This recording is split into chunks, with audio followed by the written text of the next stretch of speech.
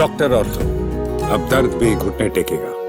मध्य प्रदेश के इंदौर जिले के भागीरथपुरा इलाके में दूषित पानी पीने से 10 लोगों की मौत और सैकड़ों लोगों के बीमार पड़ने की घटना ने राज्य की राजनीति में उबाल ला दिया है। ये मामला अब सिर्फ प्रशासनिक लापरवाही तक सीमित नहीं रहा, बल्कि सत्ता पक्ष और विपक्ष के बीच तीखी राजनीतिक बयानबाजी का केंद्र बन गया है।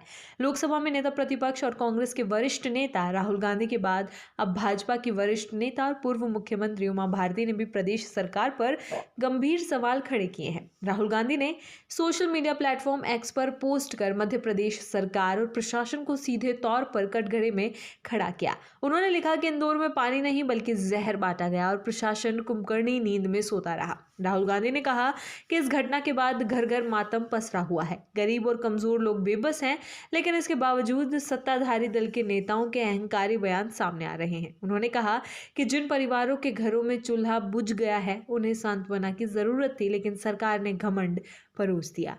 राहुल गांधी ने प्रशासन की कार्यप्रणाली पर सवाल उठाते हुए कहा कि स्थानीय लोगों ने बार बार गंदे और बदबूदार पानी की शिकायत की थी। इसके बावजूद समय रहते कोई ठोस कार्रवाई क्यों नहीं की गई।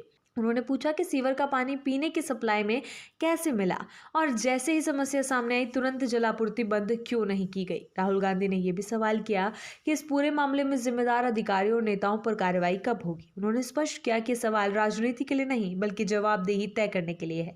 राहुल गांधी ने कहा कि साफ पानी कोई एहसान नहीं बल्कि हर नागरिक का मौलिक अधिकार है। इस अधिकार की हत्या के लिए उन्होंने बीजेपी के डबल इंजन शासन, लापरवाह प्रशासन और संवेदनहीन नेतृत्व को पूरी तरह जिम्मेदार ठहराया।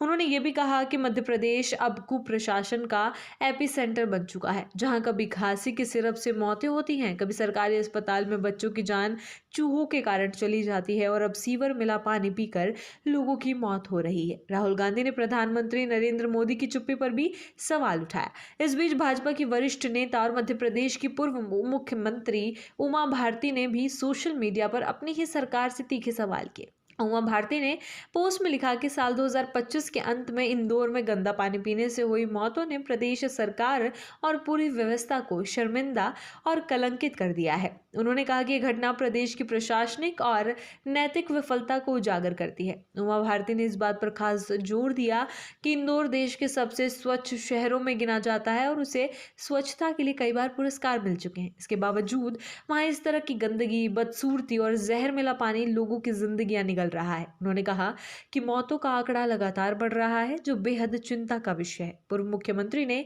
सरकार द्वारा मृतकों के परिजनों को दी जा रही आर्थिक सहायता पर भी सवाल उठाए। उन्होंने कहा कि जिंदगी की कीमत 2 लाख रुपए नहीं होती, क्योंकि जिन परिवारों ने अपनों को खोया है वे जीवन भर इस दुख से उबर नहीं पाएंगे।